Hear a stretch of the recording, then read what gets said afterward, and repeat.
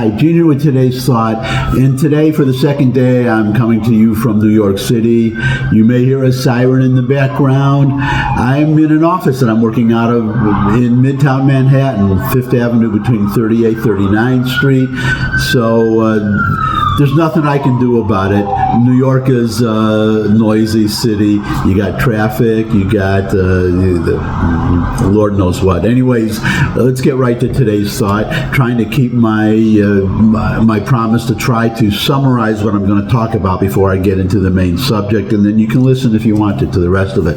Now, this is about Donald Trump, second day of his so-called hush money trial, and I'm going to show you a very interesting event, not at the trial, but after the trial. It's a video I'm going to show you. Now, the whole video, I can't show you the whole video. Well, I mean, I could, but it's a little over 14 minutes long. I don't know if you want to watch it. So I'm just going to show you the first 3 minutes, and then the whole video, I put a link in the description. I think it's well worth watching the whole thing. It is really amazing. But I'm just going to show you the first 3 minutes.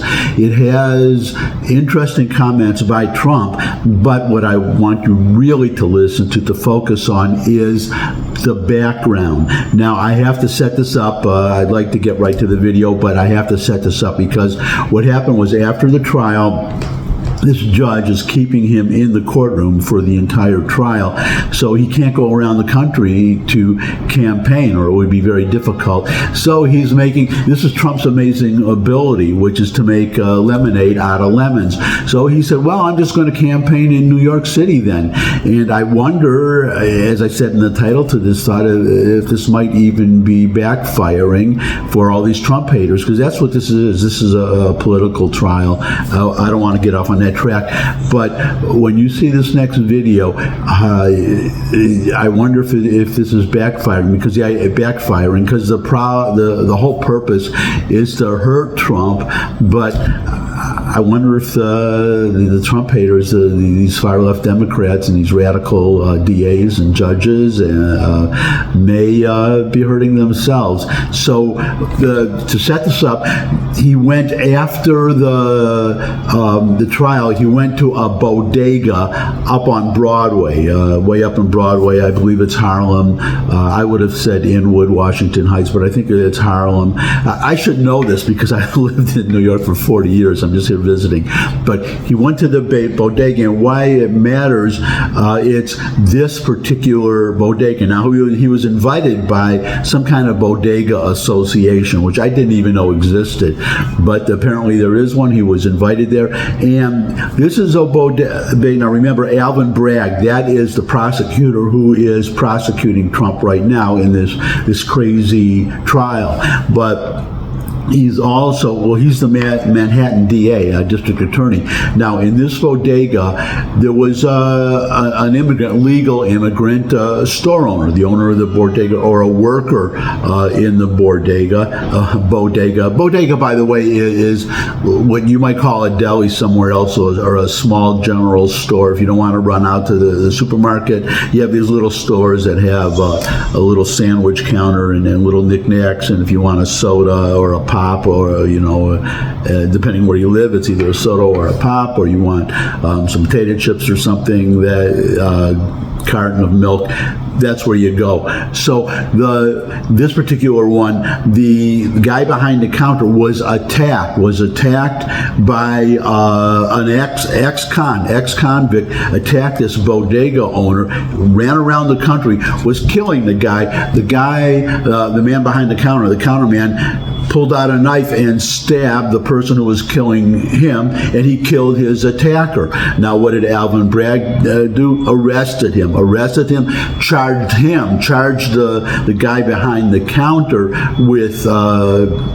with I think it was second-degree murder, not sure, but anyways, the guy ended up on Rikers. Rikers is the prison, the island where the prison is, Rikers Island, nearby prison. Put him there. He sat there for 2 or 3 weeks, and during which time the public outcry was so intense that Alvin Bragg dropped the charges. So that gives you an idea. Well, first of all, New York, there is a sense of justice here, despite the corrupt legal system that they apparently have here. I was going to say we, but I don't live here anymore. But I lived here for 40 years. So that's the one thing. But also, most of all, it shows you the kind of district attorney Alvin Bragg is. Clear case of self-defense, and he had to be pressured by the public to let this guy go. Meanwhile, other people are committing crimes, and they have this no cash bail system. They're being let out, arrested multiple times, and let out until they kill somebody, and then the city finally does something. But actually, I guess I have to be a little fair to Alvin Bragg, because his hands might be tied, I'm not sure, by a state law that has these crazy no cash bail laws, et cetera, et cetera. Anyways, I just wanted to give you that background. So he's at this bodega, big crowd outside the bodega when he shows up, and as I said, listen to Trump. It's only the first 3 minutes of a 14-minute video, but most of all, listen to the crowd.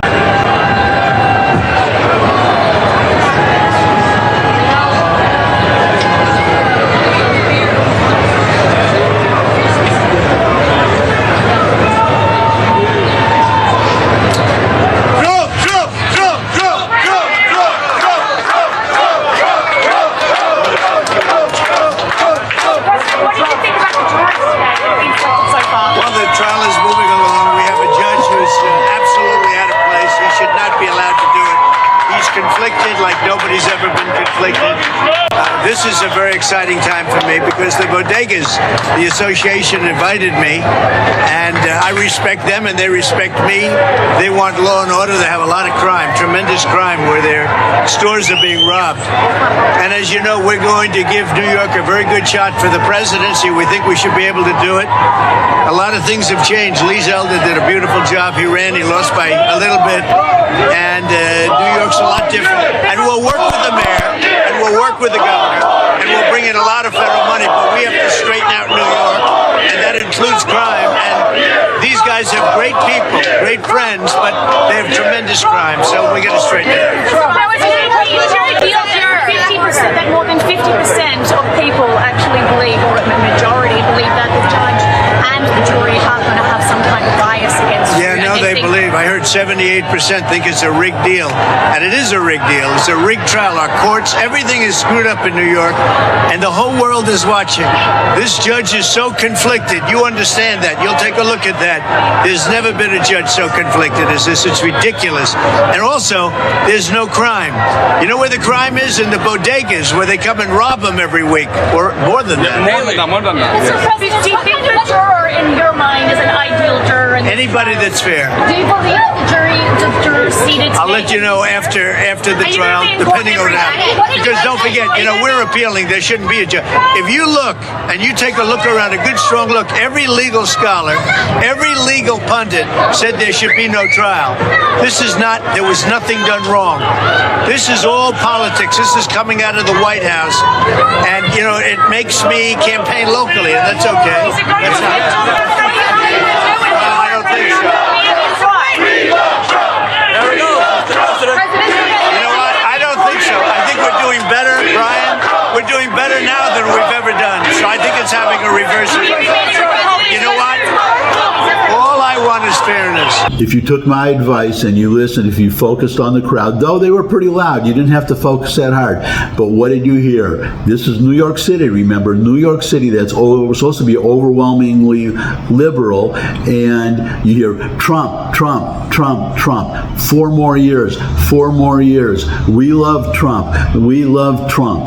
And that, it actually surprised me, but it shows you this unique quality that Trump has, that as I said in a past thought, you had to go all the way back to Franklin Roosevelt to find a wealthy person who who is loved by the common man, and he clearly is. It's the New York elites, of which we have a lot here, and you have a lot of college graduates. You have high tech workers. You have Google has an entire block in Chelsea. It's a neighborhood of New York.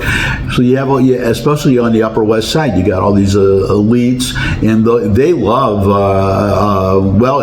Biden or any Democrat, but they hate Donald Trump. But you see the average person. This is one of the boroughs. It's not a borough, but it's Harlem. I lived in Harlem for 10 years. It's average people. Okay, it's gentrifying a little bit, but you hear the background, and that's where I think it's kind of backfiring on the liberals, because if it's Trump and it's this high-profile trial, the media, they have to cover it. And when you show Trump coming out, I don't know how you delete the crowds in the background shouting Trump, Trump, Trump, 4 more years, we love Trump. But it shows you, I'm wondering, now this is going way out on a limb, but I'm wondering if there could be some surprises in New York definitely it's very far-fetched to imagine Trump winning New York, though it's just Manhattan. He would lose Manhattan, but the rest of the state is actually more conservative than you would think, and he would carry, I think he's easily going to carry New York State everywhere outside of New York City. He'll definitely carry Staten Island, one of the boroughs. So we're going to have to see what happens going forward, but I just had to show you this today, that this outpouring of love and support for Donald Trump. Everybody, I'll throw in that I saw a survey that only a third of the people following this trial believe that it's anything but a political persecution and designed to keep Trump off to do 2 things. Keep him off the campaign trail, that's number 1. But he's campaigning here, and if the media covers it, then it's as good as campaigning around the whole country, almost. And, I guess I have to end with a contrast that somebody else made, which imagine if it had been Joe Biden, okay? Showing up at that very same bodega in front of all these, the average guy that the Democrats supposedly care about and represent. And would you hear Biden, 4 more years, we love Joe, we love Biden? No, this is what you would hear. You would hear free Palestine, and you would hear, now you're starting to hear death. I was going to say death to Israel. Of course, you would hear that, but death to America. You would hear death to America. You can hear that just about everywhere that Biden shows up, and it's going to be the media's job to prevent the public from hearing that.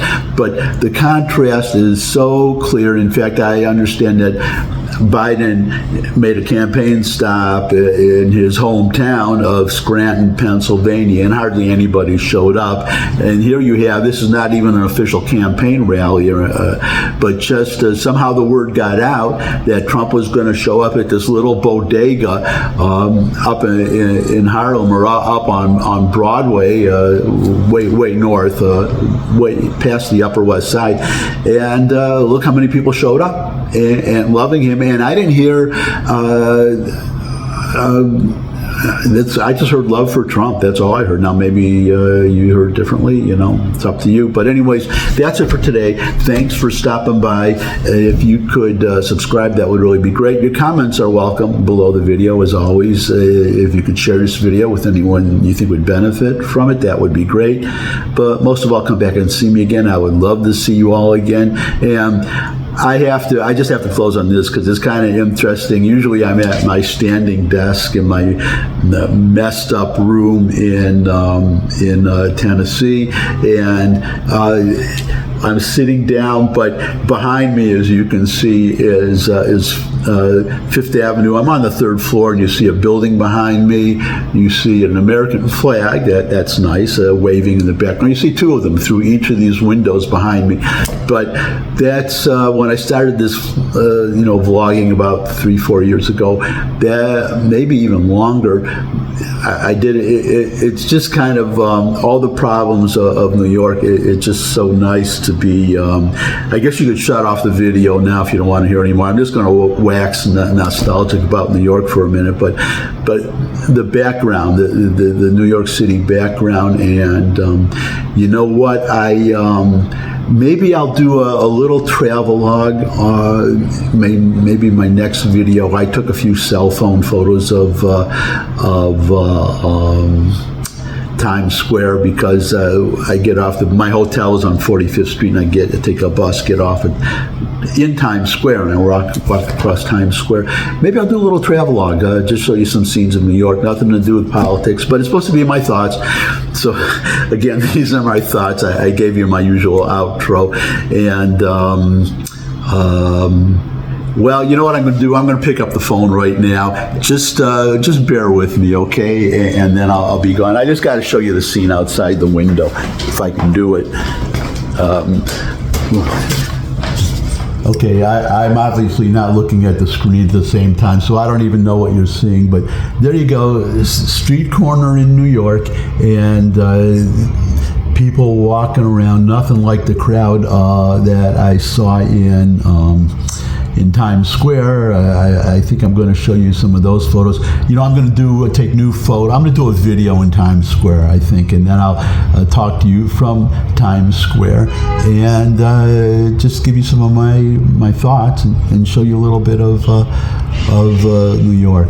Okay, so here I am back again, and now I'm going to sign off for sure. So again, if you could subscribe, that would be really great. Share this video with anyone you think would benefit from it. But most of all, come back and see me again. I'd love to see all of you again. And until I do see all of you again, bye.